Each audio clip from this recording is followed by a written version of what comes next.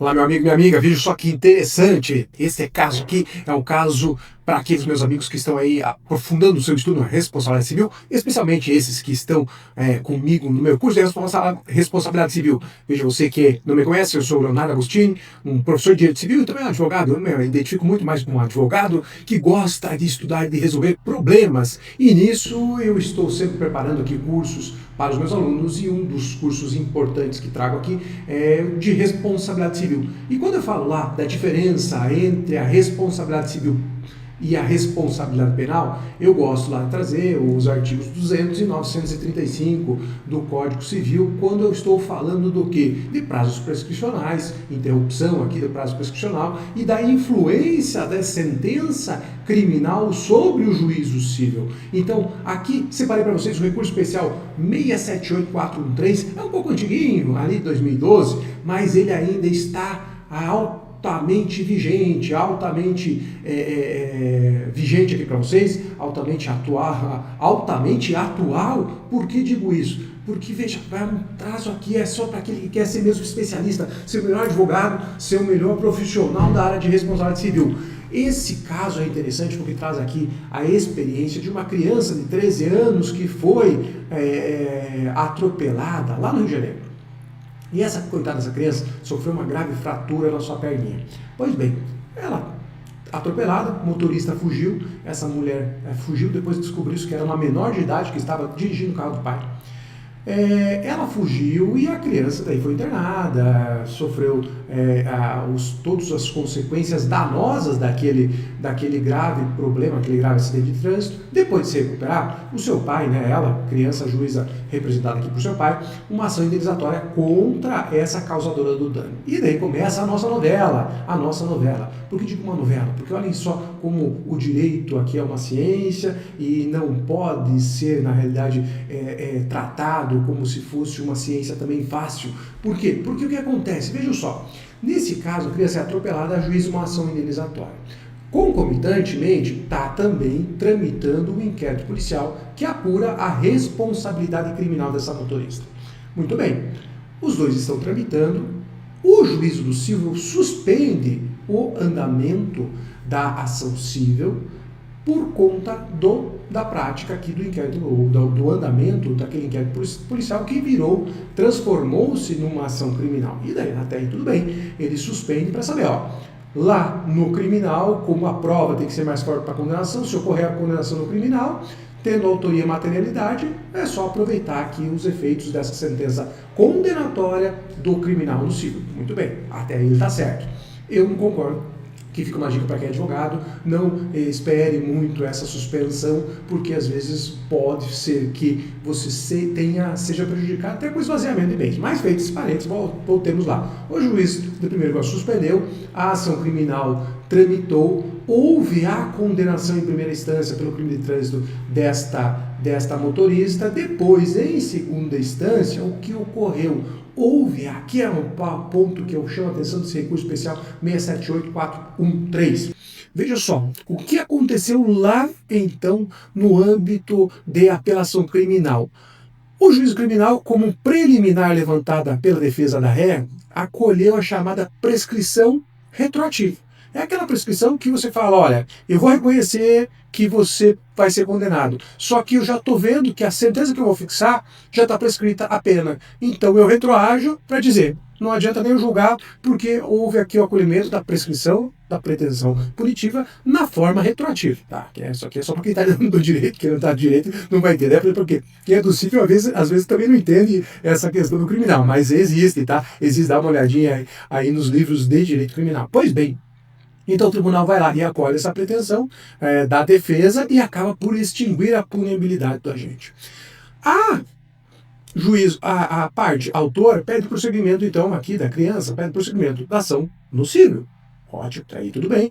Tá? Vai lá e fala, olha, eu quero agora a condenação, por mais que ela não tenha sido reconhecida aqui a punibilidade dessa gente, tá? Eu tenho lá os fortes indícios de que ela, sim, praticou o ato ilícito e a culpa foi dela no meu atropelamento, ela tem que ser condenada, então, a me indenizar todos os danos sofridos materiais e morais.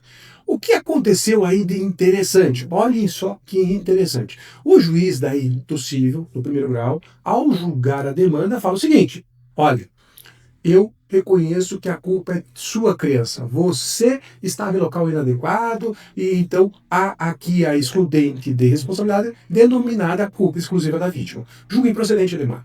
Depois de todo esse tempo de espera, então o juízo criminal, na sentença de primeiro grau, havia condenado, o tribunal não analisa o mérito da demanda, porque falou, está prescrito retroativamente a pena, então está prescrito, eu extingo a ação penal. No cível, o juiz do cível do primeiro grau fala, não há como condenar a motorista porque houve aqui a culpa exclusiva da vítima, a criança que deu causa ao acidente. Continuemos, olha que novela interessante. Muito bem, prossegue o fato, prossegue a instrução. A criança apela e o Tribunal de Justiça aqui do Rio de Janeiro vai analisar a demanda e acaba por fazer o quê? Ele acaba por reconhecer que o juiz de primeiro grau não poderia ter julgado ou analisado a excludente denominada culpa exclusiva da vítima. Falando o seguinte, olha, não pode, você não pode fazer isso aqui. Você não pode reconhecer a culpa exclusiva da vítima porque o juiz de primeiro grau no criminal já reconheceu autoria e materialidade. Então estas questões estão cobertas pela preclusão. Aqui há coisa julgada, material. Então não se discute, aplica-se aqui ao artigo 935 do Código Civil. Muito bem. Votos aqui foi por maioria, houve embargos infringentes e essa questão é para o STJ.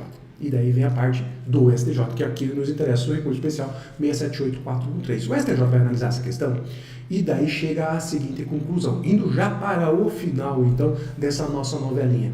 Ele fala, olha só, o Tribunal de Justiça do Rio de Janeiro não poderia ter adotado a atitude que adotou, não poderia ter chegado à conclusão que chegou. Qual foi a conclusão do Tribunal de Justiça do Rio de Janeiro? Só rememorando. A conclusão do Tribunal de Justiça do Rio de Janeiro foi falar o seguinte, juiz de primeiro grau, você não pode mais discutir a autoria e a materialidade porque já há coisa julgada.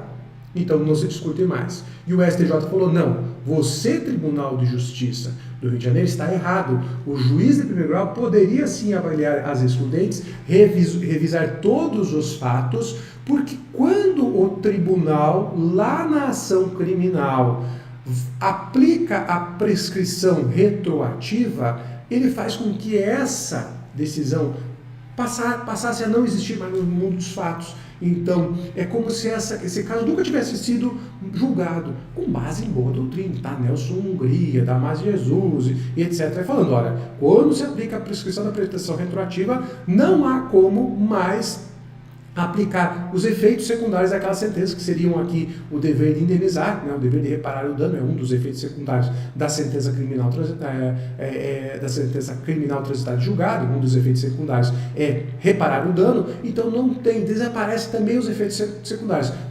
Desapareceu o efeito principal, desaparece o efeito secundário. Então o STJ faz um plano, veja só, o corte tem mais de 21 páginas, se você quiser aí, disponível, está me assistindo aqui pelo YouTube, ou então está lá no @LeonardoAgostini76, pedem nos comentários que eu vou deixar à disposição de vocês, mas o que interessa é, o STJ fala o seguinte, não pode reaproveitar. Se quiser o tribunal devolver a matéria, não acabou a novelinha, tá, senhores? Acabou para nós, aqui no nosso caso, que era o que me interessava falar para vocês, mas o tribunal fala, como a criança teve esse problema, houve um julgamento lá em primeiro grau condenando essa parte autora, que essa parte, né, condenando a parte ré a indenizar, eu devolvo para o Tribunal de Justiça do Rio de Janeiro para que ele analise, à luz das provas que foram produzidas nos autos da ação civil, se há ou não o dever de condenar. Agora, não pode só dizer, não vou analisar mais excludentes não vou analisar o que a juíza disse, se tem culpa exclusiva da vítima ou não tem,